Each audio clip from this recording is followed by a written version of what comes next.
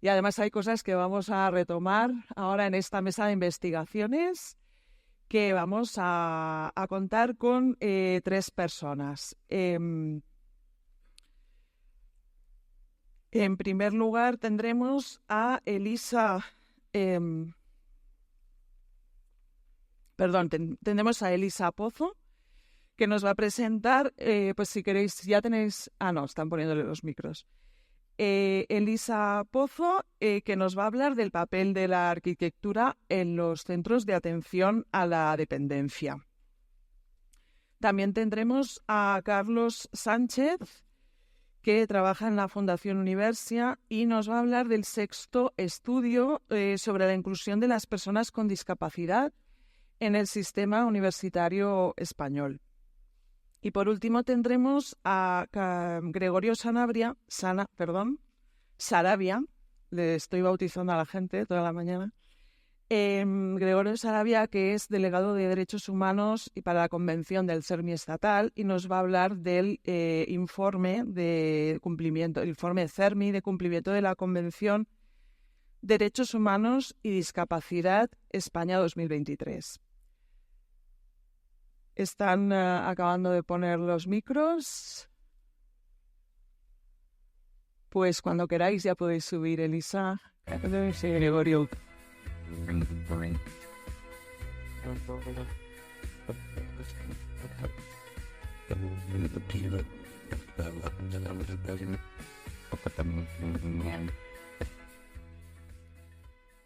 Bueno, muchísimas gracias. Buenos días a los 3. Muchas gracias por venir.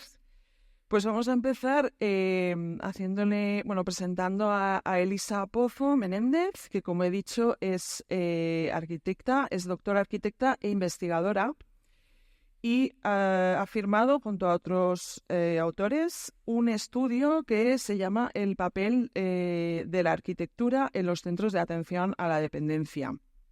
Es autora también de la Guía para Planificar Ciudades Saludables, publicada por el Ministerio de Sanidad y la Federación Española de Municipios y Provincias. En 2020 recibió el 3er Premio Talento Joven Carnet Joven en la categoría de la Comunidad de Madrid por en la categoría joven, ¿no? Estoy mezclando esto, eso es. Por el trabajo con las personas mayores del distrito de Usera. Y recientemente ha recibido el Premio de Investigación Científica y Tecnológica Margarita Salas del Ayuntamiento de Madrid. En este estudio en concreto, el papel de la arquitectura en los centros de atención a la dependencia, el objetivo es analizar el impacto de las limitaciones arquitectónicas para las personas con discapacidad que viven en centros de carácter institucional. Buenos días, Elisa, y muchas gracias por venir a esta jornada de gestión pública inclusiva. En vuestro estudio señaláis la creciente demanda de cuidados por parte de la población con discapacidad y de personas mayores, así como de personas en situación de dependencia. ¿Se está haciendo urgente una revisión de los servicios que la Administración pone a disposición de estas personas? Pues buenos días y en primer lugar agradecer la invitación a participar en esta mesa redonda. No solo son los equipamientos específicos para un tipo de colectivo o personas. El enfoque, y este estudio en realidad es el resultado de un proyecto de análisis que contemplaba 12 centros en total, 12 centros a nivel estatal en distintas comunidades autónomas, donde el objetivo de estos centros normalmente es la recuperación o la atención a personas con gran discapacidad o con grandes necesidades de apoyos, pero también centros de referencia estatal. Y en este sentido, la investigación no solo estaba centrada en analizar esas barreras arquitectónicas o esos problemas desde el punto de vista de las limitaciones del espacio, sino de cómo conseguir que estos edificios, que en realidad son edificios públicos, son edificios que están en un territorio y son edificios y programas que pueden ofrecer también posibilidades al resto de la ciudadanía, pues pueden tener un contacto más directo con lo que sucede alrededor, ¿no? De forma que esa integración o esa inclusión de la que hablamos en realidad sea un diálogo entre lo que sucede dentro del centro y lo que sucede también en el exterior. Y todo ello, pues sí, tenemos un reto actualmente. Yo creo que de todos los equipamientos y de todos los servicios públicos para que realmente todas las personas tengamos acceso y conozcamos también lo que se hace, ¿no? Trabajo también en el sector de residencias de personas mayores. Soy también investigadora en la Fundación Matia y de cara a romper esos estigmas que muchas veces tenemos a nivel social con algunos equipamientos o unos centros que no sabemos o que existen o cómo funcionan, pues también es necesario ese enfoque desde el diseño. Claro, porque muchas veces estos centros están como aislados, ¿no? Muchísimas veces, y luego la propia estética, ¿no? O cómo es ese perímetro, cómo es esa... a mí me gusta mucho hablar de las primeras impresiones, ¿no? De la misma forma que te haces una primera impresión de una persona que acabas de conocer, también hay una primera impresión de un edificio al que acabas de entrar, ¿no? Esa primera imagen que tienes. Entonces, si un entorno es agradable, hogareño, accesible, pues te dan ganas de volver. Y si esa primera impresión es este sitio no es para mí, pues hace que sea más difícil, ¿no? Ese intercambio y esa fluidez entre que utilizamos un espacio y no. Muy bien. En el estudio, bueno, también está relacionado todo el estudio con la estrategia de desinstitucionalización. ¿Cómo crees que la arquitectura puede apoyar de manera efectiva esta transición? Pues desde la arquitectura tenemos varios retos en la actualidad. No solo es pues este cambio, ¿no? del lenguaje.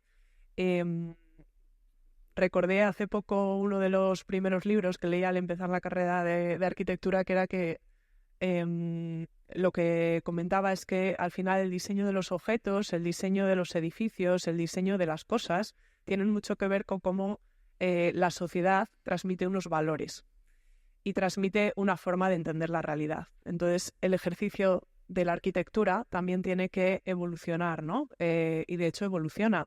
Cuando pensamos, por ejemplo, en históricamente el movimiento de desinstitucionalización y de apertura de los centros de salud mental, por ejemplo, pues antiguamente dentro de la planificación urbana o dentro de lo que eran los diseños, se llevaban estos edificios a zonas en contacto con la naturaleza, aisladas, pero porque había una convicción de que estar en ese entorno era más positivo para las personas que vivían allí. Esto evoluciona con la ciencia, evoluciona con la medicina, evoluciona muchísimo con los cambios y las transformaciones sociales, y el sector de la arquitectura, de los ingenieros, pues tiene que estar empapado, ¿no? de todas estas cuestiones. Yo creo que actualmente probablemente lo que nos falta es más conversaciones interdisciplinares, multidisciplinares, donde estemos trabajando conjuntamente en este cambio cultural, porque se trata de un cambio cultural. La arquitectura tiene muchísimo que ofrecer, la planificación urbana también, pero bueno, pues igual que sucede con accesibilidad, ¿no? Se comentaba en la presentación anterior cómo pues el conocer la accesibilidad cognitiva nos permite ir más allá en las propuestas de diseño. Los arquitectos normalmente nos educan para proponer ante retos, ¿no?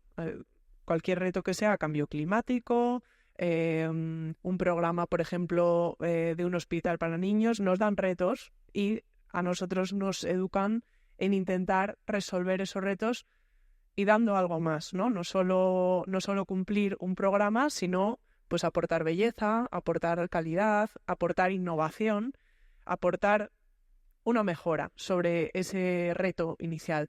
Y ahí, pues cuanto más nos demande la sociedad, también tendremos esa vocación, ¿no? de servicio para aportar diseños que puedan ayudar precisamente en que los edificios no se conciban como centros estancos grandes, donde no sabemos muy bien lo que pasa o que son pues equipamientos muy hoteleros, muy medicalizados muchas veces, y transformarlos, en este caso en concreto, que eran centros de atención o centros de recuperación, pero donde muchas personas vivían, pues si las personas viven ahí, deberían tener un enfoque o una escala más hogareña, más doméstica, trabajar con materiales que sean pues los que todos conocemos, ¿no? Y sobre todo, cómo integrar estos edificios en el continuo de la ciudad, en un paisaje, en un patrimonio y todas estas cuestiones. Ya has señalado, ¿no? Las dimensiones son... Sí, tenemos un ruidito, ¿verdad? Aparte de estas dimensiones de las que estás hablando, de estos pasillos enormes, ¿no? ¿Qué otras barreras arquitectónicas habéis encontrado en los centros analizados y cómo afectan a la vida diaria de las personas que están atendidas ahí? La verdad es que los retos eran muchos en diversas escalas. En primer lugar, desde mi punto de vista y también desde el estudio, ¿no?, de otros proyectos y buenas prácticas en el extranjero, el cómo llegas al centro, creo que es la primera clave, ¿no? Que sea un itinerario donde todo el mundo pueda llegar por cualquier medio de transporte, priorizando los recorridos peatonales. Si un entorno está adaptado para que las personas puedan pasear, normalmente será también accesible en cuanto a pues circulaciones con apoyos, circulaciones en silla de ruedas o cualquier otro elemento que facilite, ¿no?, ese tránsito, pero siempre pensando desde el punto de vista de las personas y además que es lo más activo, lo más saludable y lo más sostenible. Y luego pues también, por supuesto, asegurando el transporte público, bicicleta, desde un punto de vista sostenible, saludable y accesible. Y ya una vez que nos metemos en cómo es ese entorno, ¿no?, de cómo llegamos, pues había muchas cuestiones respecto a, por ejemplo, la accesibilidad de lo que es propiamente el edificio, quizás no tanto, porque es cierto que en cuanto a la normativa de accesibilidad, muchos edificios ya están equipados, ¿no?, o han contado con... Al final estamos hablando de que son equipamientos y centros que atienden personas con gran dependencia y diversidad, pero entonces ascensores pues eran accesibles, las rampas estaban aseguradas, pero luego llegamos, por ejemplo, al día a día y a mí había situaciones, al final hicimos más de 50 entrevistas en profundidad, también grupos focales, tanto con personas usuarias, familias, profesionales que trabajan en los centros. Y, por ejemplo, el momento del baño. El baño es accesible, hay unos baños geriátricos, hay unos pasillos anchos. Es decir, si vamos a los criterios de accesibilidad, eso cumple, ¿no? Pero si vas a la experiencia de la persona de por las mañanas tener que recorrerse un pasillo en una pues en un carrito, encamada, con temas de frío, con temas de privacidad, confort, o sea, no estamos solo atendiendo a criterios para sobrevivir, sino que tienen que ser cuestiones que nos inciten a vivir, ¿no?, y a vivir con plenitud. Entonces, el baño creo que era uno de los temas pues que más duelen, ¿no?, porque al final estás expuesto de una forma que sí, que todo es accesible, pero el momento baño que todos nos gusta recibir, ¿no?, en las mejores condiciones, pues era una barrera psicológica que, vamos, en algunos centros ya nos decían que eso era impensable, ¿no?, que preferían apañárselas como pudieran las profesionales, pero hacerlo dentro de las habitaciones. Si llevamos esa perspectiva, ¿no?, a todo lo demás, pues podemos hablar de la accesibilidad en comedores, que sí eran accesibles, pero al final pues eran grandes comedores donde las comidas tienen una rigidez, tienen un horario, tienen siempre el mismo menú, y luego la promoción de la autonomía y de que la persona participe también. Había muchas personas que sí que podían coger la bandeja, servirse la comida, pero todo el proceso unificaba la diversidad que había. Entonces, claro, al final llega un momento que dices, pues ni lo intento, porque esto tiene unas condiciones y tiene unas limitaciones, y además todo el espacio está organizado para que todos hagamos lo mismo y el servicio sea lo más operativo posible, pero a mí me estás limitando. Entonces, bueno, pues accesibilidad se puede entender de muchas formas. Nuestra visión era más de cómo los espacios pueden disponer y predisponer para que ahí pase vida y que las personas puedan tener un plan y que puedan hacer lo que quieren. Que no sea un mero aparcamiento, ¿no?, de personas y que puedan disfrutar de una vida digna y con calidad. Bueno, vamos acabando. Me gustaría que nos explicaras, has hecho pues referentes internacionales, hablabas bueno, pues eso, ¿no?, de ese diseño basado en la evidencia. ¿Qué ejemplo de buenas prácticas internacional nos podría servir de inspiración para poder visualizar estos entornos modificados y adaptados a un uso cómodo, confortable y no solamente a la supervivencia? Yo creo que como referencia el Congreso Internacional Arts, que aúna cuidados, diseño y salud, creo que ya en sí mismo es una buena práctica, porque ahí es un foro de debate donde, bueno, pues por supuesto participan arquitectos, participan diseñadores, ingenieros, pero también terapeutas ocupacionales, enfermeras, sociólogos, psicólogos, y es un encuentro precioso donde la evidencia científica está al servicio de mejorar todo el sector de los cuidados y bueno, pues poniendo en valor lo que el diseño puede aportar. Se trata de alguna forma, la metodología de diseño basada en evidencias, en poner cierto rigor científico en las prácticas y en la toma de decisiones del diseño. Esto bueno, pues tiene que ver con la eficiencia de los recursos. Cuando creamos espacios, cuando creamos edificios, son grandes inversiones en infraestructuras y muchas veces no hay un recorrido, no hay un seguimiento de, bueno, pues si se ha puesto este suelo y este suelo ha dado fallos, pues es que en el siguiente se sigue poniendo el mismo suelo porque hay unas licitaciones, hay unos compromisos, hay unos intereses y se siguen repitiendo fallos que ya sabíamos, ¿no? Por poner un ejemplo en pavimentos, pero puede ser un ejemplo también a la altura en la que tienen que ir pues las encimeras o cómo tienen que abrir los armarios o cuestiones de diseño que es en el día a día. Y una buena práctica, yo creo que no es actual, pero es el Hospital para Tuberculosos de Alvar y Aino Alto en Helsinki, es de los años 30.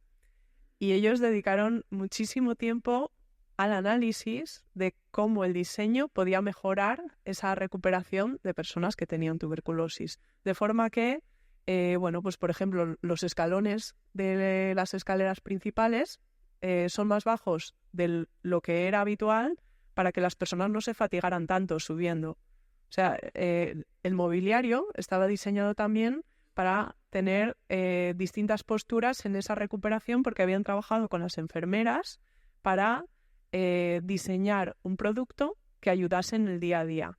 La iluminación, que eso sigue a día de hoy en hospitales y en centros de salud y en residencias, la iluminación iluminaba el techo, no iluminaba la cara de la persona que está en una cama. Las ventanas estaban a una altura donde, si tú en una posición de cama, acostado porque no te puedes mover, podías ver al exterior. Ventanas e iluminación a día de hoy sigue siendo un reto que vemos en hospitales, en habitaciones de hospitales, que vemos en residencias, que vemos en muchísimos lugares donde las personas están en posición de cama y tienes una luz cenital blanca que te da en los ojos. Y esto estaba diseñado en los años 30. O nos hemos perdido o no hablamos tanto ya entre profesiones, pero el conocimiento estaba ahí, de la forma de hacer las cosas, ¿no? Entonces, yo creo que la buena práctica es hablar y que cuando se hacen estos proyectos que son una gran inversión, pues hablar con todos los agentes implicados y sobre todo con los usuarios finales que te pueden aportar tanto conocimiento de cómo se han hecho cosas, qué funciona, qué no funciona, qué cambiarías en el siguiente equipamiento y con ellos pues trabajar en esas mejoras y registrarlo, por supuesto, y luego evaluar ese impacto, ¿no?, que tiene positivo e ir recogiendo, pues ya sean temas de tipología, cómo están organizadas las habitaciones, cómo está organizado las circulaciones de un edificio, los materiales, las instalaciones. Todo eso se puede medir, se puede recoger e ir estableciendo buenas prácticas para que el siguiente que hagamos, que va a ser una inversión importante, pues mejorarlo. O si se hace una reforma chiquitita, pues también ver qué se ha hecho antes y qué se ha hecho después y recoger ese análisis y esas buenas prácticas. Qué bien. Muchísimas gracias, Elisa, por darnos esta visión de la arquitectura como creadora de diálogo, de co-creación, para que podamos reconocer y capacitar para poder tener ese acceso a los derechos y a una vida más plena para todas las personas. Gracias. Bueno, pues seguimos con Carlos. Buenos días, Carlos. Carlos Sánchez Pérez es investigador en la Fundación Universia y, como os he dicho antes, viene a hablar del 6º estudio sobre la inclusión de personas con discapacidad en el sistema universitario español. Esta es la 6ª edición de este estudio, se hizo por primera vez en 2011 y está impulsado además por Fundación 11, Real Patronato sobre la Discapacidad, CERMI, la Conferencia de Rectores de las Universidades Españolas, la Fundación IS+D, de Investigación Social Avanzada y la Fundación Universia. El objetivo de este estudio es analizar y evaluar el estado de la inclusión de las personas con discapacidad dentro de las universidades españolas. Buenos días, Carlos. Muchas gracias por venir. ¿Nos podrías decir cuáles han sido las principales conclusiones del 6º estudio y qué evolución habéis observado desde la primera edición, 2010? Sí. Bueno, en primer lugar, gracias a vosotros por la invitación. Por supuesto, gracias también a las entidades que han participado de la elaboración de este 6º estudio. Anunciar ya que estamos con el 7º, o sea que para el año que viene esperemos volver a estar aquí. Y bueno, a ver, antes poner un poco de contexto al estudio. El estudio al final es un estudio bastante denso, son 135 páginas cargadas de puros datos, ¿no? Y sí que es verdad que nos permite ver, por un lado, la percepción que tienen las universidades españolas respecto a la discapacidad en la universidad y, por supuesto, respecto a la percepción de los propios estudiantes con discapacidad en la universidad, ¿no? Como bien decías, vemos un poco de evolución, vemos posibles buenas prácticas y vemos áreas de mejora gracias al 6º estudio. Se viene realizando desde el año 2011 de manera bianual. Este 6º estudio representa el curso académico 21-22 y como grandes titulares, por así decirlo, ¿no?, es que sí que vemos una gran evolución en torno sobre todo a lo que es la incorporación de nuevas personas con discapacidad en la universidad. Representan el 1,6% de la población total universitaria, lo que son 22.000 estudiantes.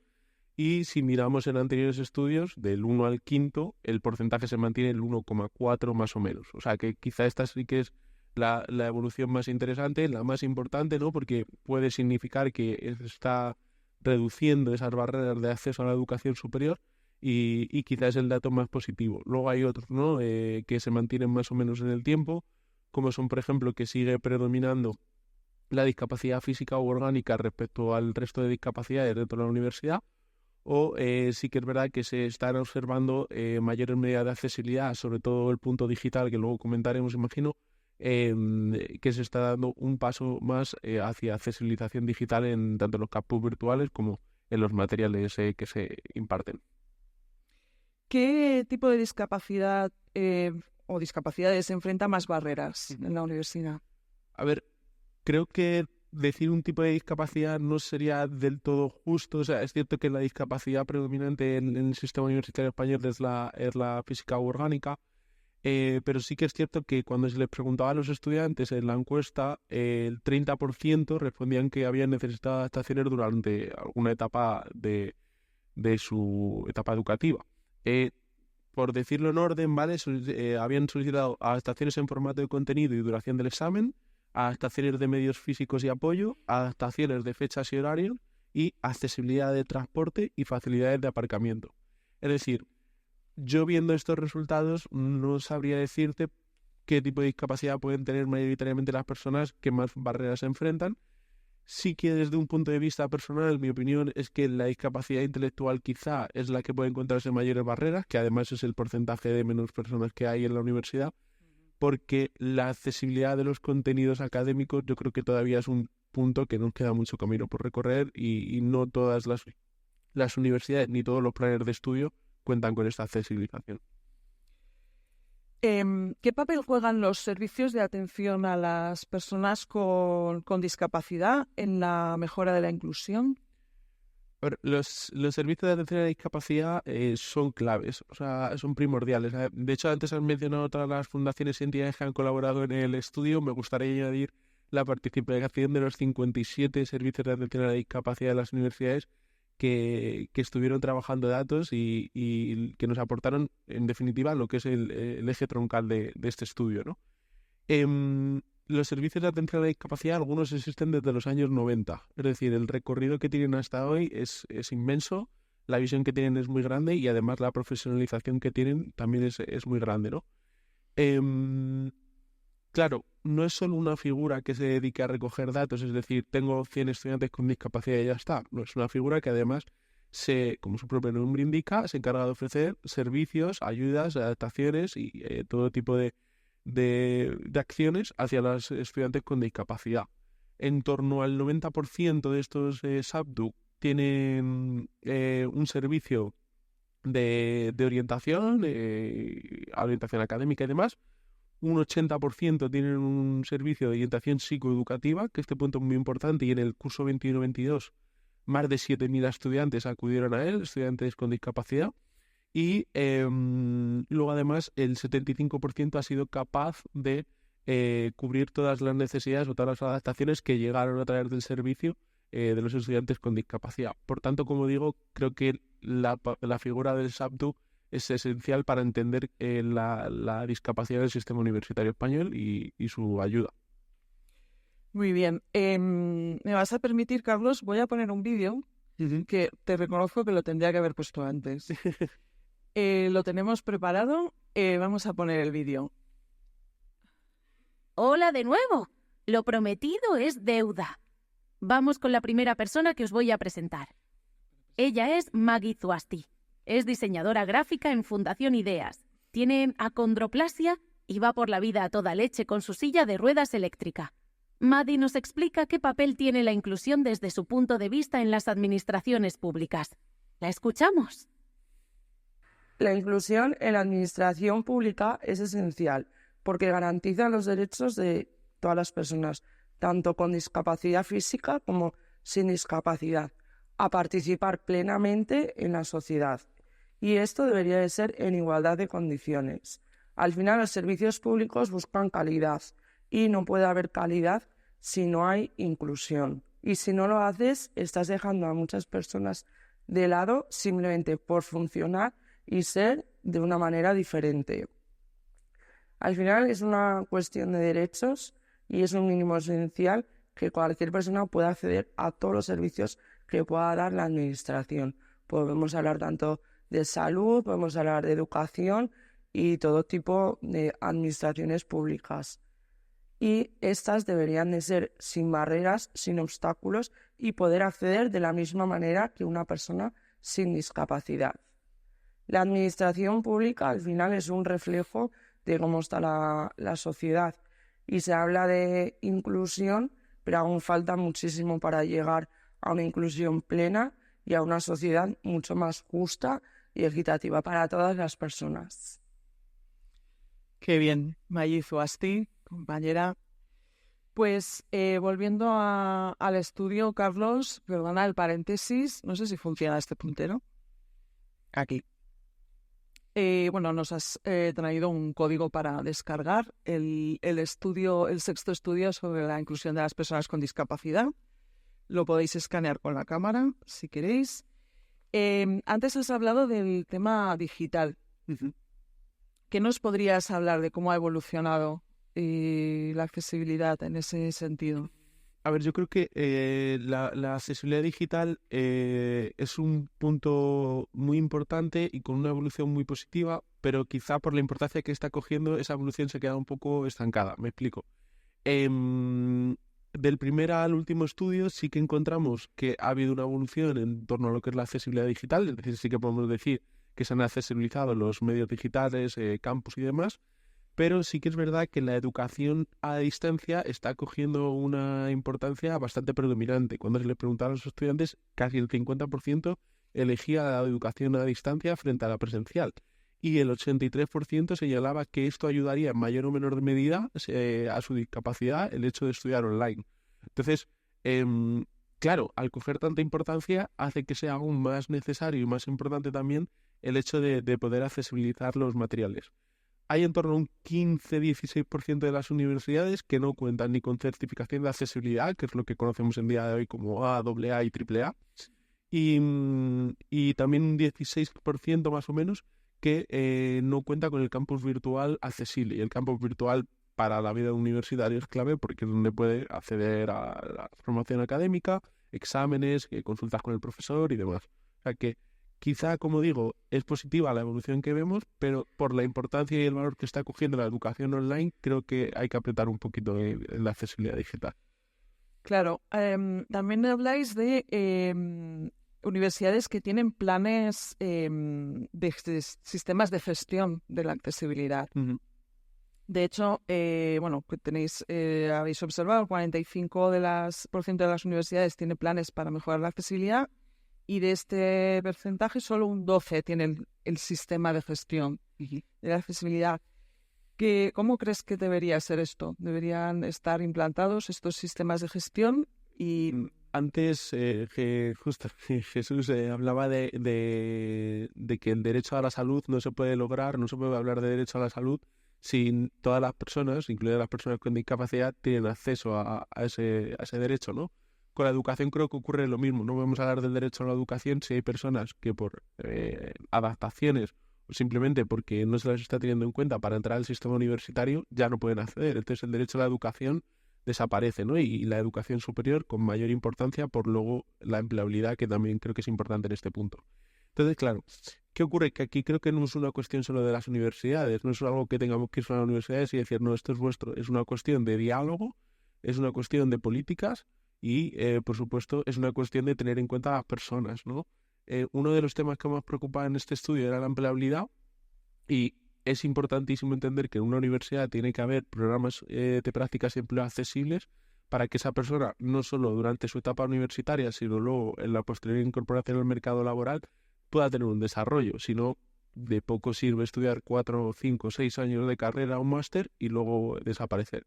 Y un dato que no sé si llevamos bien de tiempo, un dato muy importante, es que una cosa que observamos, he dicho que el 1,6% de estudiantes representaba la población total de discapacidad, desde la evolución de grado, máster, posgrado, doctorado, el porcentaje de personas con discapacidad se va reduciendo en la universidad. O sea que significa que estamos perdiendo a gente por el camino, quizá por posibles falta de adaptaciones o de accesibilidad. Claro, pérdida del talento por falta de previsión de cómo implantar medidas para que estas personas estén realmente incluidas, ¿no? Bueno, estabas hablando de la empleabilidad, de las expectativas de las salidas laborales. Al final estamos hablando de entorno de unidades que no son aisladas, ¿no? Que tienen un entorno con el que tienen que establecer un diálogo, ya sea, pues, en el caso de la universidad, previo a llegar a la universidad, o sea, que la gente pueda llegar. Pero el gran reto es, ¿no? Uno de los grandes retos es cuando sales de la universidad.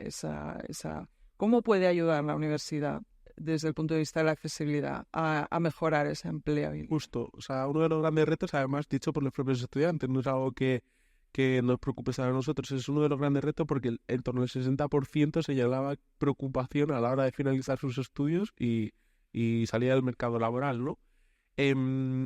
Como digo, la universidad evidentemente es importante aquí, pero creo que es algo más de la universidad que tiene que tenerse en cuenta otros actores. La importancia y la existencia, yo trabajo en un departamento de empleo y prácticas dentro de Fundación Universia, y la existencia de programas de prácticas de empleo accesibles es primordial. Y cuando hablo de prácticas de empleo accesibles no me refiero a que el puesto de trabajo esté adaptado, que también, sino por ejemplo a que el proceso de selección sea accesible. Yo vienen empresas a diario, queremos que tenga grado, máster, inglés y que además tenga una sonrisa perfecta, ¿no? Y es como, a ver, vamos a conocer a la persona, sentarnos, entender la situación individual de cada uno y entonces podremos tener un proceso de selección inclusivo, que no más sencillo, que esto quiero dejarlo claro, sino más inclusivo. Entonces es importante entender también que en España es el país con más tasa de paro juvenil de la Unión Europea. Si vamos a personas con discapacidad, el colectivo tiene una tasa de desempleo del 22% frente al 14% de las personas sin discapacidad, por lo que se acentúa, ¿no?, esa necesidad y esa preocupación que puedan tener las personas con discapacidad a la hora de salir al mercado laboral. Y luego, como comentaba, pues evidentemente tienen menos formación porque, como digo, hay menos representación en los estudios superiores según vamos avanzando de etapas, y todo este batiburrillo, digamos, de cosas puede ser un problema, y creo que se tiene que afrontar con políticas y con diálogo dentro de la universidad. Muy bien, Carlos. Deciros que al final de la mesa tendréis oportunidad de hacerles preguntas a Elisa, a Carlos y a Gregorio. Muy bien, estoy pasando las diapositivas con los datos del estudio. Hablábamos también en la diapositiva anterior, en esta, ¿no?, de la representación en los órganos de hay muy poca presencia, ¿no?, de estudiantes. Sí. O sea, hay poca presencia, pero es verdad que va aumentando también la presencia del personal docente investigador y personal de administración y servicios, porque son profesores y personal de la universidad. Es algo que durante el primer estudio al sexto, esto sí que podemos decir que hay una evolución bastante positiva, lenta, pero bueno, creo que dentro del sistema un poco en el que estamos, creo que es bastante positivo resaltarlo. Muy bien, Carlos. Pues vamos a dejarlo aquí de momento y vamos a continuar, que tenemos... aquí estamos viendo lo de las conclusiones, ¿no?, del estudio, la preocupación por las salidas laborales, la eliminación de barreras y el diseño y todo ese cambio de sensibilización y de concienciación. Muy bien, pues vamos a continuar con la mesa y tenemos aquí a Gregorio Saravia, que nos va a hablar del informe de cumplimiento de las personas... de la Convención de los Derechos de las Personas con Discapacidad, pero antes vamos a ver también un vídeo. Hola de nuevo. ¡Qué interesante va la mañana! Y qué bien entrevista mi compañera Cristina, ¿no os parece? Bueno, vamos con la segunda persona que os presento. Es Manuel Arellano, un incansable defensor de los derechos de las personas que tienen enfermedades crónicas. Él mismo convive con 2 trasplantes de riñón y conoce muy bien las necesidades de quienes tienen discapacidad orgánica. Manuel nos explica por qué, a su juicio, las administraciones públicas tienen que ser inclusivas con todas las personas. Que la administración pública sea inclusiva para las personas con discapacidad es realmente importante por una cuestión de igualdad de derechos. Todos tenemos que tener los mismos derechos, tengamos o no tengamos discapacidad. Y más aún cuando esa discapacidad no se ve, como es la discapacidad orgánica. Con lo cual, personas con Parkinson, con diabetes, con enfermedades musculares, neuronales, neurodegenerativas, de trasplante, cuestiones que afectan a la parte sistémica, que no se ven, que no son visibles, tienen tanta afectación y tanto impacto en las personas que nadie se puede quedar atrás. No podemos dejar a nadie atrás por una cuestión que no se vea, con lo cual exigimos, y es importante que las administraciones sean sensibles a esas necesidades de ese perfil de personas que tienen un padecimiento interno y que necesitan una cobertura y un apoyo institucional. Qué bien, gracias. Muy bien. Gregorio, buenos días. Buenos días.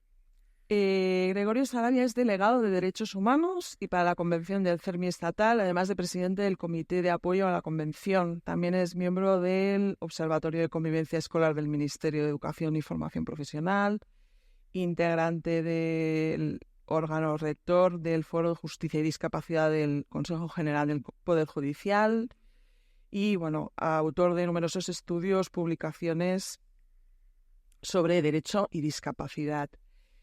Hoy ha venido a hablarnos del último informe de cumplimiento, el informe que elabora CERMI para observar el cumplimiento de la Convención de los Derechos de las Personas con Discapacidad, lo que se llama Informe de Derechos Humanos y Discapacidad España 2023. En él se detalla toda la situación de los derechos de las personas con discapacidad en nuestro país, de acuerdo a la Convención. Y este documento busca ser una herramienta de visibilización y de mejora de la situación, del estado de las cosas, con respecto a las personas con discapacidad, en concordancia con los principios y obligaciones que tenemos establecidos con la Convención. Muchísimas gracias, Gregorio. Esta ya es la 16ª edición. Desde la primera edición, ¿podemos ver que hemos avanzado en algo? Sí, bueno, buenos días a todas y todos. Es un honor, es un privilegio para mí como representante del CERMI estar participando en esta jornada. Quiero agradecer al Gobierno navarro por la invitación y a la Fundación Ideas por la acogida. Son necesarias jornadas de este tipo para generar ciencia, que a su vez genere conciencia sobre la situación de los derechos humanos de las personas con discapacidad. Y desde el CERMI, como mecanismo independiente de seguimiento de la Convención Internacional sobre los Derechos de las Personas con Discapacidad, venimos desarrollando todos los años un informe de derechos humanos y discapacidad que tenéis disponible en nuestra página web, que podéis descargar en formato accesible simplemente entrando en la pestaña de colecciones. Me preguntabas, Cristina, si hemos mejorado y la respuesta es sí, hemos mejorado. Hay que tener en cuenta que la Convención ha sido un auténtico tractor de políticas públicas en España. España se ha comprometido a cumplir una serie de mandatos que provienen del ámbito internacional de los derechos humanos y que por lo tanto provienen también específicamente de lo que es la Convención Internacional que todas las personas con discapacidad del mundo tienen para amparar sus derechos y promocionar sus libertades. Y en este sentido se han dado grandes avances y esos avances están recogidos en los distintos informes a los que antes Cristina hacía referencia. No obstante, y quiero también aprovechar al hilo de lo que nos comentaba Carlos a partir del estudio de la Fundación Universia, siguen subsistiendo en nuestro país problemas muy serios en el ámbito del laboral, en el ámbito del trabajo y el empleo de las personas con discapacidad, que o bien no tienen empleo o tienen empleos de peor calidad, peor remunerados o muchas veces empleos en los cuales no se respetan aquello que el director general Jesús Martín Blanco antes nos decía, algo tan básico como son los ajustes razonables, ¿no? Las adaptaciones que necesitamos en función de nuestra condición para poder desarrollar nuestro trabajo en condiciones dignas de salubridad y de comodidad, ¿no? Asunto también al que la propia Elisa antes hacía referencia, ¿no? Con la importancia que tiene el sitio en el que pasamos tantas horas del día. Cuando hablamos de los problemas tan serios estructurales que existen en torno al empleo de las personas con discapacidad, los tenemos que conectar con lo que también supone situar a las personas con discapacidad en una situación de mayor vulnerabilidad. Y esto es un tema que todavía tenemos que seguir atendiendo con especial énfasis.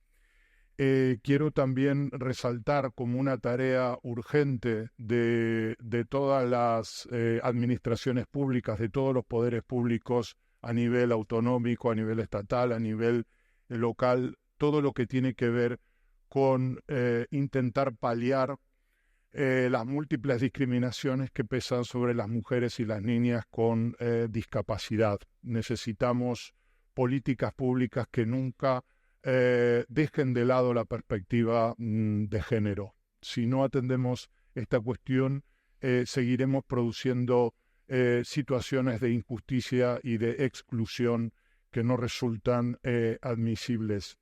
Y por último, una tarea pendiente, no es un tema que haya salido a lo largo de la intervención del director general, Jesús Martín Blanco, pero sí que creemos desde el ámbito del tejido asociativo de la discapacidad que es urgente, y es que tenemos que cesar, tenemos que derogar aquella normativa que permite los tratamientos forzosos hacia las personas con discapacidad.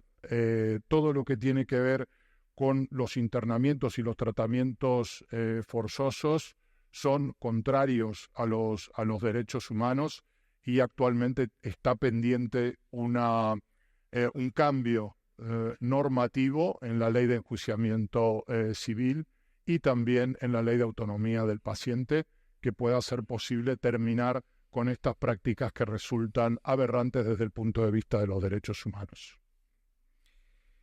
Sí, un tema muy, muy difícil este último que has tocado, de los internamientos forzosos, y bueno, es algo que sí que tendría que estar pues eso, encima de la mesa. Volviendo al tema que, bueno, una de las grandes líneas de las que estamos hablando ahora en esta mañana, que es el tema de la accesibilidad universal. En este estudio siempre se observa mucho, ¿no? Que hay muchas denuncias sobre falta de accesibilidad, y recordamos, ¿no? No nos cansaremos nunca de decirlo, que sin accesibilidad no hay acceso a los derechos, no se puede ejercer los derechos en igualdad de condiciones. ¿Qué deberíamos estar haciendo? Y con respecto a la gestión pública de los recursos, ¿qué se podría hacer para mejorar el estado de la situación? Bien, bueno, en primer lugar, resulta ilusionante ver un proyecto como el que presentaba hoy el director general, Access to Citizen.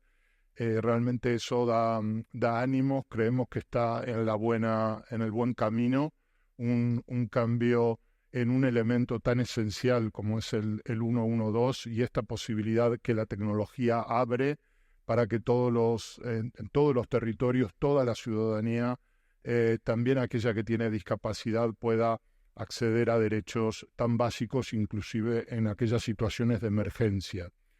La agenda, digamos, del sector social de la discapacidad en todo lo que tiene que ver con la accesibilidad, tal y como tú lo señalabas, es muy variada, es muy nutrida. Lamentablemente, en todos los informes que elaboramos desde el CERMI, siempre y con creces, el artículo 9 de la Convención Internacional sobre Accesibilidad es el derecho y el principio que más se vulnera de todos los derechos que tienen las personas con discapacidad, y esto desde luego nos tiene que llevar no solo a una reflexión, sino también a una puesta en marcha y a una puesta también de las cartas sobre la mesa sobre cuestiones que ya no pueden seguir siendo pospuestas. Estoy pensando, por supuesto, en una vulneración sistemática a los derechos de accesibilidad a los entornos físicos. Muchas veces desde las administraciones se aferran a cuestiones que tienen que ver, por ejemplo, cuando una administración tiene unas oficinas que funcionan en un edificio de protección patrimonial por su valor arquitectónico, histórico, cultural. Muchas veces falta propuestas de imaginación para ver cómo se puede resolver el problema, y sin embargo de esta parece que carecen muchas veces los responsables de poner solución a esto. Y tampoco se le toma el peso a que exista esa vulneración.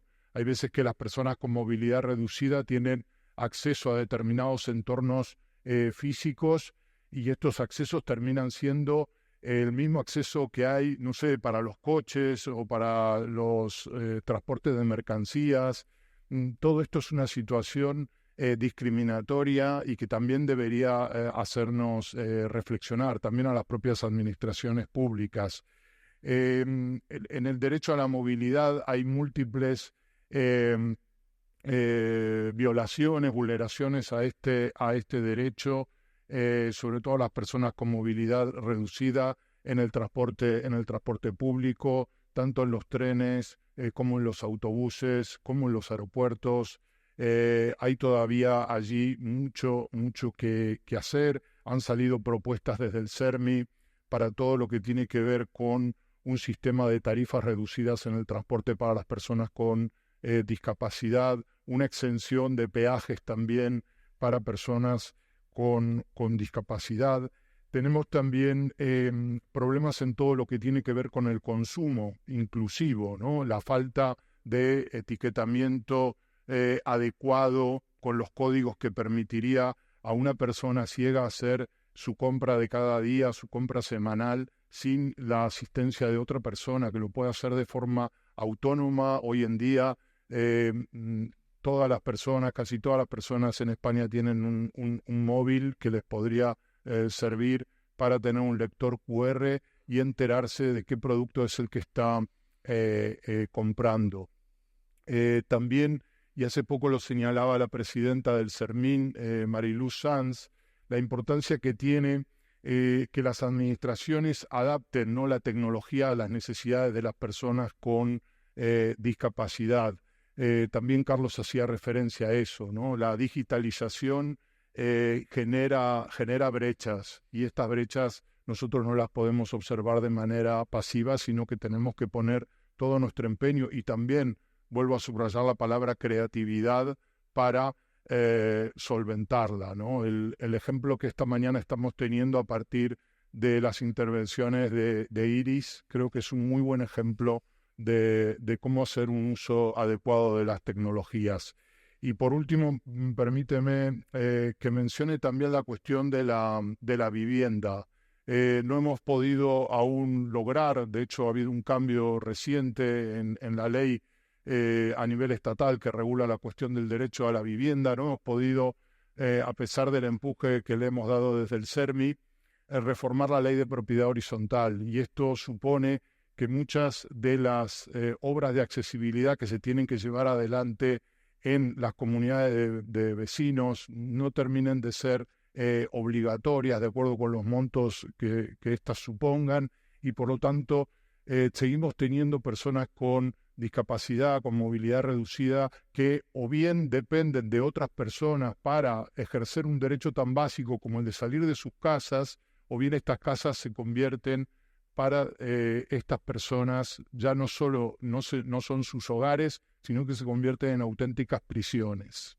Y todo por falta de obras de accesibilidad que, creando también los mecanismos de ayudas públicas y de subvenciones, los podrían afrontar todas las comunidades de vecinos de todos los territorios en España. Muy bien. No sé si estamos viendo la portada. Sí, la portada de esta edición. Habéis puesto la foto del artículo 49 de la Constitución, que ha tenido una modificación. Y con respecto a las modificaciones, las reformas jurídicas, ¿cómo valoras esta? Pues es importante, ¿no? Ha comenzado el 2024 con esta reforma del artículo 49 de la Constitución, un asunto que fue sobre todo presentado en los medios de comunicación a partir del cambio en la terminología, es decir, quitar de la Carta Magna el término disminuidos, pero este cambio del artículo 49 también supone mucho más. Desde el CERMI creemos que este cambio en el artículo 49, que estuvimos a punto de alcanzarlo en el 2018, fíjense ustedes el momento en el que llega, febrero del 2024, muchas veces las tareas de incidencia política tienen que ser discretas, muy silenciosas. Hay que tener muchísima paciencia porque los políticos muchas veces nos prometen cosas y los plazos que ellos manejan no son los plazos de la sociedad civil y del tejido asociativo y de la urgencia con la que necesitamos los cambios legislativos. Sin embargo, llegó este cambio que ya les digo, no es solo un cambio en la terminología de quitar un término como el de disminuidos que resultaba hiriente para todas las personas con discapacidad, sino también sentar las bases para lo que viene en los próximos 30 años. Y el nuevo texto del artículo 49 lo determina con toda claridad. Y uno de los aspectos tiene mucho que ver con lo que estamos trabajando esta mañana, es decir, accesibilidad, especial énfasis en los derechos de las mujeres con discapacidad, especial énfasis en los derechos de la infancia con discapacidad.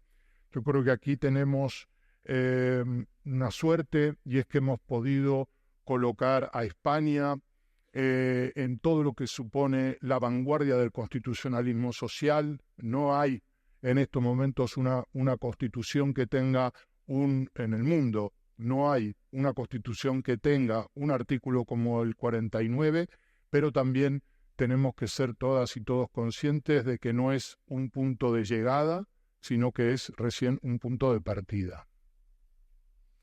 Un punto de partida con el que tenemos que seguir avanzando en inclusión.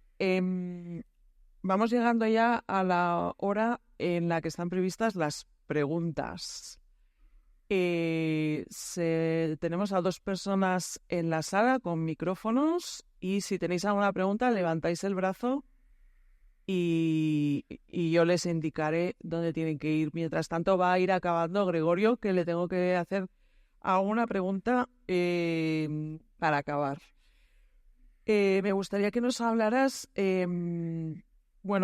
temas como la educación inclusiva también se tratan en este estudio. ¿Qué podríamos destacar con respecto a la educación inclusiva? Vale, si te parece bien, soy telegráfico con esto, por si podemos ir primero, no ocupando tiempo de las preguntas, que suele ser lo más interesante de las jornadas. Quiero señalar simplemente, desde el 29 de diciembre del 2020, que tuvo lugar la última reforma de la Ley Orgánica de Educación en España, existe en una de sus disposiciones transitorias la obligación de que desde el Estado se desarrolle un plan de educación inclusiva. Estamos prácticamente a puertas de que se cumpla ya los 4 años desde la sanción de esta reforma y no tenemos noticias de este plan de educación inclusiva. Necesitamos este plan de educación inclusiva porque si no, no vamos a poder avanzar. Tenemos que ir en España lenta y progresivamente. En el horizonte tenemos el llegar a lo que mandata la Convención Internacional, que es un único sistema educativo, ordinario, inclusivo y con educación de calidad. En estos momentos, como todas y todos sabéis, existen los centros de educación especial que tenemos que ir transformándolos. Necesitamos una auténtica revolución en el ámbito de la educación, porque también, al hilo de lo que antes Carlos planteaba, si las inequidades y las desigualdades se plantean desde los primeros años de la vida de la persona con discapacidad, eso es algo que se arrastra a lo largo de toda la vida y sabemos que no hay mejor ascensor social que la educación. Muy bien. Venga, os tenéis que atrever a hacer alguna pregunta, ¿eh? No he visto ninguna mano levantada. A ver, los del colegio de la Escuela de Educadoras tienen que hacer alguna pregunta, ¿eh? Si no, no les vamos a dejar tomar un café.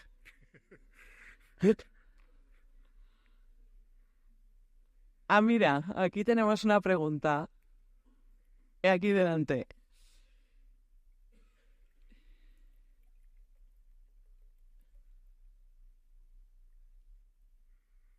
Esto un poquito.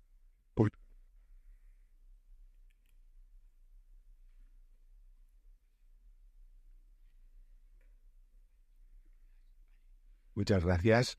Yo le quería preguntar a Carlos sobre, no sé si en el estudio sobre la situación de las personas con discapacidad en el sistema universitario se recoge algún dato o cómo las universidades están adaptando su formación. No me refiero a adaptarlo a personas con discapacidad, sino adaptando su formación para que esas personas que van a ser con discapacidad o sin discapacidad, futuras profesionales, sepan hacer sus futuras profesiones de un modo inclusivo.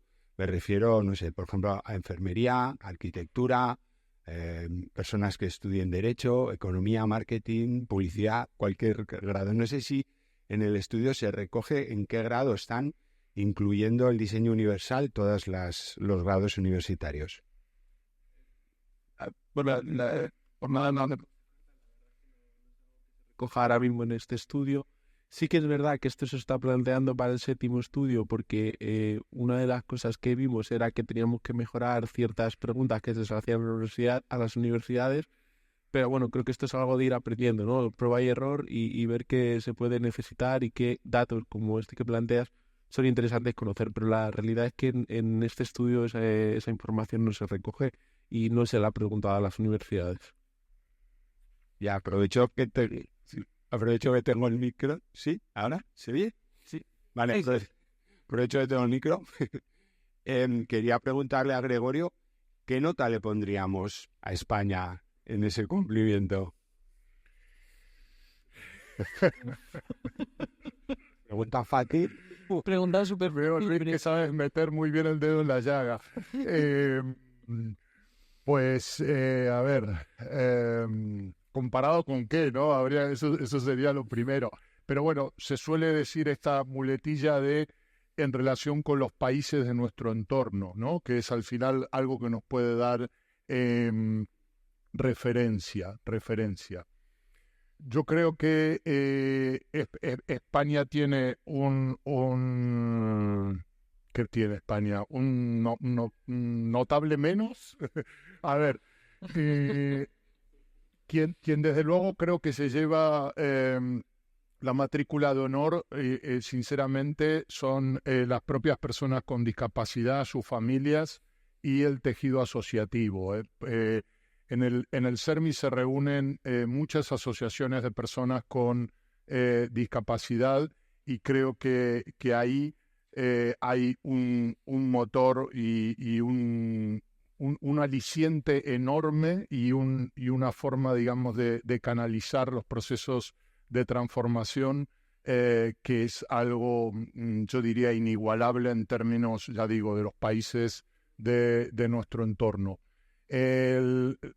Antes no salió el término de la resiliencia, ¿no? Si hay algo que caracteriza a las propias personas con discapacidad, a sus familias, es esa resiliencia, es esas sonrisas también frente a la adversidad, es ese no rendirse, que no bajar los brazos a pesar del gran cúmulo de frustraciones que día a día tienen que enfrentar. Entonces, ya digo, tendríamos que ahí distinguir diferentes sujetos. Una cosa es las administraciones públicas, que tampoco sería justo ponerlas a todas una misma calificación. Ya en este ámbito de confianza, si me permitís, viniendo desde Madrid, cuando tengo la posibilidad, la fortuna de venir para Euskadi, de venir para Navarra, la sensación que tengo, y puede ser un juicio apresurado, es que la de aquí tanto lo he notado aquí como lo he notado en mis viajes al País Vasco, hay un sentimiento de comunidad, que yo creo que es el sustento para también tener instituciones públicas más justas e inclusivas. Y esto es algo que no lo digo porque hoy tenga que estar yo en Navarra, sino que es algo que he observado porque gracias al cargo que tengo me toca viajar muchas veces a distintos destinos en España, y esto es algo que sí que me sorprende, y que me sorprende para bien. Y si me permites también, Luis, si quería señalar algo de lo que comentaba Carlos, porque en el CERMI hacemos clínicas jurídicas y además hacemos prácticas de estudiantes con y sin discapacidad que vienen al CERMI y en general recibimos perfiles que vienen del ámbito del derecho, que es un ámbito que uno diría, bueno, muchas veces quienes luego se dedican a la política o se dedican a llevar adelante labores de tipo legislativa desde el punto de vista técnico o político, muchas veces provienen del ámbito del derecho.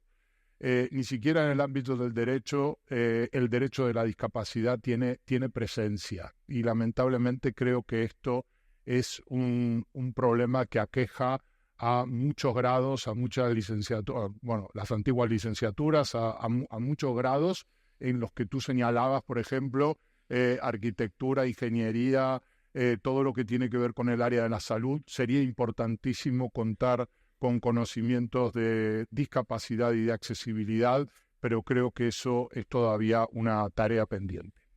Sí, y por último, yo le querría preguntar, uniendo también estas preguntas con toda la realidad y el conocimiento que atesora Elisa.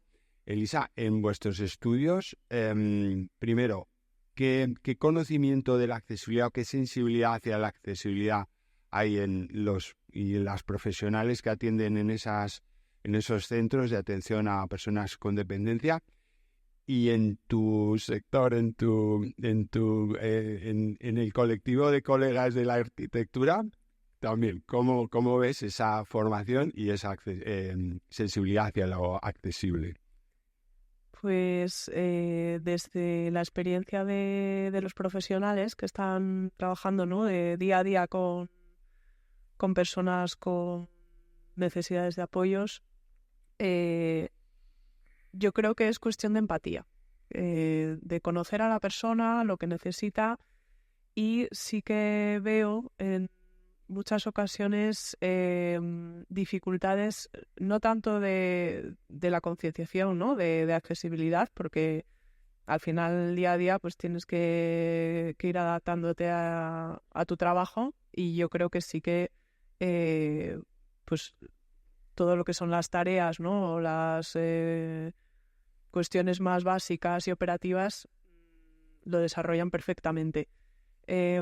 Yo creo que el cambio está en la empatía y en lo que desde el ámbito de la accesibilidad se habla de la figura del asistente personal, ¿no?, de cómo la persona que me está ayudando y que me está dando esos apoyos empatiza con realmente mis necesidades y las personaliza con lo que yo necesito, ¿no?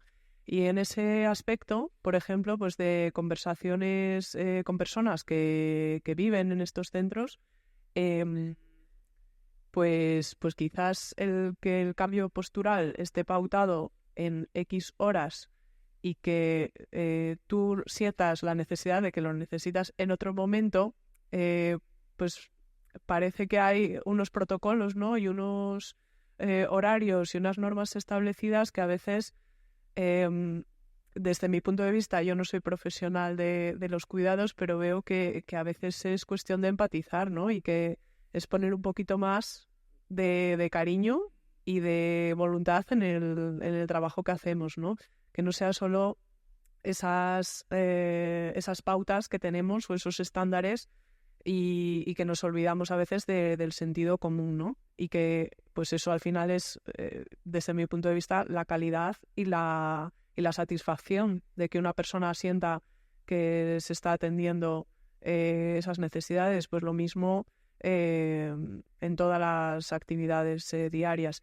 Y desde lo que es el colectivo de arquitectura y colegas de la profesión, yo creo que tenemos una normativa muy avanzada en cuanto a accesibilidad física. Ahí, por ejemplo, en comparación con otros países de la Unión Europea, yo creo que tenemos muchísimo avanzado, y esto es gracias también a lo que comentaba Gregorio, esas asociaciones y ese tejido de entidades que están trabajando por que la accesibilidad sea obligatoria en muchos proyectos, creo que ahí tenemos mucho más recorrido avanzado en comparación con otros países, y supongo que la iniciativa, ¿no?, de la Unión Europea en cuanto a accesibilidad, que se está poniendo en marcha recientemente y que está liderada además por la Fundación ONCE, pues es una prueba del trabajo que estamos haciendo en España con éxito. Sin embargo, el código técnico, que es al final el protocolo que los arquitectos tenemos que seguir, pues muchas veces tiene ese error también, ¿no?, de como profesional. Le tengo un listado de cosas que tengo que cumplir por mínimos, lo percibo como profesional como mínimo, que además me van a estar haciendo requerimientos, que tengo que estar dedicando horas a justificar cosas que, o sea, es muy fácil desconectar porque no tienes a la persona delante. Entonces dices, wow, tengo que cumplir con estos requerimientos, este mínimo, y es lo que me va a estar limitando que yo pueda ser más ágil en mi trabajo. Entonces, al final, son unos mínimos que atienden únicamente muchas veces a ciertos tipos de accesibilidad, muchas veces físicas, en cuanto a pues anchos de puerta, itinerarios, rampas, pues cuestiones muy básicas. Pero no se empatiza realmente con las personas que van a utilizar el edificio. Y cuando hablamos, o cuando comentaba antes, ¿no?, ese cambio cultural, es que no tiene que ser un listado de cuestiones que tengo que resolver para asegurar que la rampa sea accesible. Es que ese itinerario accesible tiene que ser compartido por todas las personas, tiene que ser además digno, tiene que ser bello, tiene que ofrecernos a todas las personas el poder acceder de la mejor forma posible a un espacio. Y creo que es ese cambio cultural, ¿no?, de que no es simplemente ir resolviendo papeles y dosieres, que se está complejizando todo y se está tecnificando todo para tener pues acreditaciones y códigos y al final es administración, y nos estamos olvidando de la esencia del trabajo, que era bueno, pues conocer quién va a ser el futuro usuario. Estamos además en poblaciones que están envejeciendo, enfermedades crónicas, ¿no? Salía un vídeo haciendo referencia a enfermedades crónicas o discapacidad orgánica. Eso no se ve y eso no aparece en general en el código técnico. Aparecen, bueno, pues experiencias de baños, por ejemplo, adaptados para personas que tienen unas necesidades u otras, pero en general no se consideran otras cuestiones, y yo creo que es que nos pongamos en la piel de la otra persona, que nos pongamos al servicio de la sociedad y que entendamos que la diversidad es el día a día, y los edificios tienen que atender a esa diversidad y adaptarse. Entonces, creo que estamos en ello, pero todavía quedan muchos encuentros donde nos pongamos cara y nos sintamos y consigamos empatizar mejor desde la profesión. ¿Y qué nota le pones al colectivo? Con esto ya me callo. Le pongo un 8, pero le pongo un 8, pero porque sé que es una profesión autoexigente que va a querer ir a por el 10. Entonces, cuando les das retos, en general es una profesión que le exigen mucho en la carrera. Entonces, quieren siempre ir a por más, y si se le ponen retos, yo estoy convencida de que es un colectivo que está al servicio de la sociedad, porque son los valores que comparten los profesionales de la ingeniería, los arquitectos, arquitectas, los técnicos. Estoy convencidísima de que van a querer ser referentes. Eso espero. Eso esperamos. Bueno, mira, tenemos preguntas. ¡Ay, de la escuela además! Vale, primero tú, sí. Primero tú y luego ella. Y ya vamos acabando. Hola, buenas. Bueno, a raíz de lo que estáis comentando ahora del código técnico, tengo entendido que se está planteando una reforma del mismo, se está iniciando una consulta previa, tanto a Gregorio como a ti, Elisa, ¿qué expectativas dais a este proceso que inicia esta reforma, esta ampliación?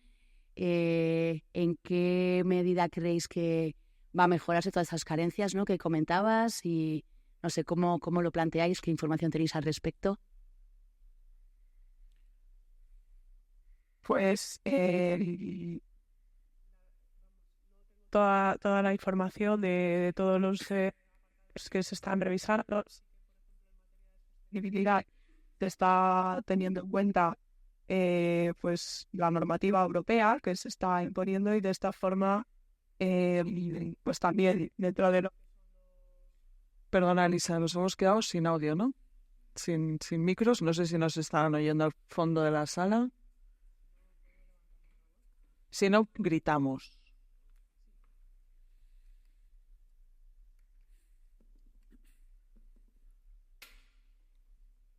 Están cambiando las pilas. Es que se gastan las pilas. Bueno, si no, igual nos podéis dejar un micro de mano. ¿Os parece? Y así Elisa acaba de contestar a la pregunta y este chico deja de sudar.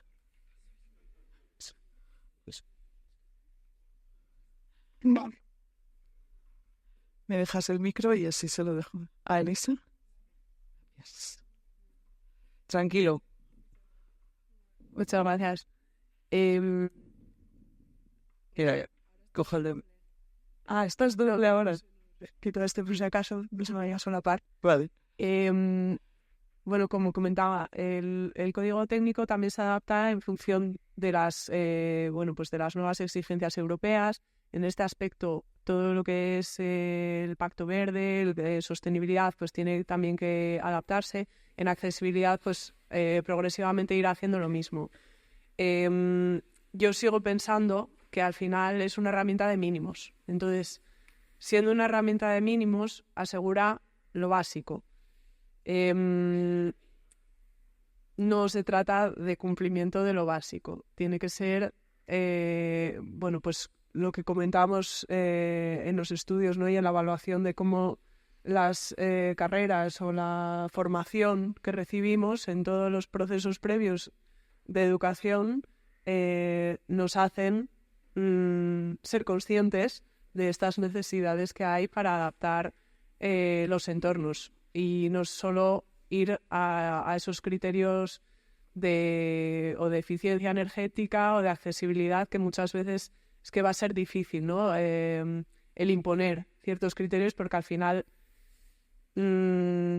se trata más de adaptar al contexto local, y de hecho muchas veces el efecto, precisamente cuando tienes que dar cumplimiento, ¿no?, a una normativa tan rígida en muchas ocasiones, se percibe como, bueno, pues o ya lo resolveré o ya haré algún apaño para cumplir eso que me están pidiendo, cuando en realidad el ejercicio debería ser, bueno, de forma creativa, cómo consigo justificar que un edificio es accesible, ¿no? Cumpliendo, por supuesto, unos estándares, pero no creo que deba vincularse siempre a esos mínimos que muchas veces dejan fuera la calidad y la excelencia.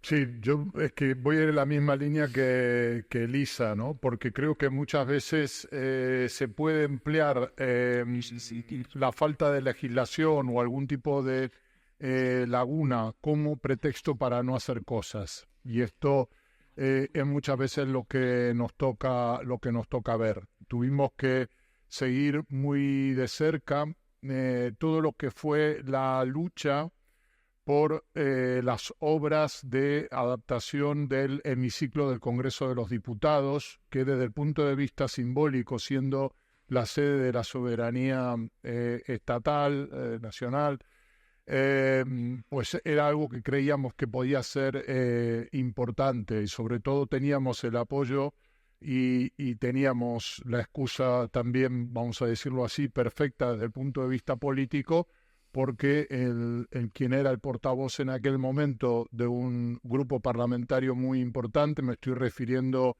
al diputado Pablo Echenique, lo teníamos como punta de lanza. Y no lo hemos logrado. Y yo creo que las respuestas que se nos daban justamente de problemas desde el punto de vista técnico es porque lo que había realmente era desidia no había ganas de darle una vuelta al asunto y por lo tanto se aferraban a cuestiones técnicas para no cambiar. Y entonces, en este sentido, volver a insistir con algo que no quiero que suene como una frase remanida, pero lo que necesitamos, antes Elisa lo decía y yo coincido con ella, necesitamos mayor empatía, porque las leyes también hay que interpretarlas y los códigos son interpretables, y necesitamos sobre todo un cambio en la mirada, ¿no? Un problema que es que muchas veces no ha terminado de calar el modelo social, y seguimos pensando que la discapacidad es una desgracia que ha tenido una persona, y no nos damos cuenta que en todo caso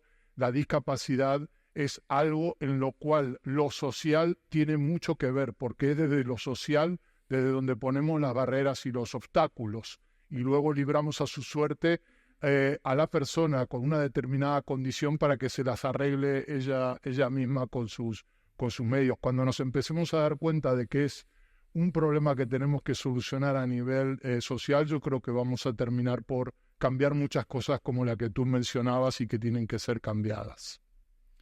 Qué bien, gracias por vuestra respuesta. Vale, dejamos una última pregunta de la escuela. ¿Está por ahí? Gracias, Y ya vamos a ir a tomar café. Os dejaremos. Buenos días. Vamos a ver si nos ganamos el café. Sí, os dejaremos. Un comentario muy breve, daros las gracias porque esta puesta en escena nos permite que nuestro alumnado pueda ver en la práctica cómo se aplican conceptos y procedimientos que en el aula a veces es muy difícil de explicar. Y la pregunta para Carlos o en general para la mesa, y si veis que no es el mejor momento, la podemos llevar luego a algún otro lugar, es ¿cuál es la situación de inclusión de las personas con discapacidad en la FP? Porque la formación profesional es posobligatoria, tiene una meta de una inserción laboral inmediata, la capacidad de las adaptaciones está limitada por esas características de del propio itinerario formativo, y lo echaba en falta en el programa. Gracias. Gracias. ¿Me lo puedes repetir, por favor? Porque no la escucho. La FP. Vale. La inclusión de las personas con discapacidad en la formación profesional. ¿Sabes lo que pasa con el caso de la FP? Que igual que en las universidades existen los servicios de atención a la discapacidad y por tanto tienen identificadas en mayor medida, no todos, a las personas con discapacidad y por tanto pueden proveerles de servicios, ayudas y adaptaciones, las FPs no. O sea, es decir, ese servicio no existe, además no existe por obligatoriedad, o sea, no tiene un componente legal al que atenerse y por tanto no existe.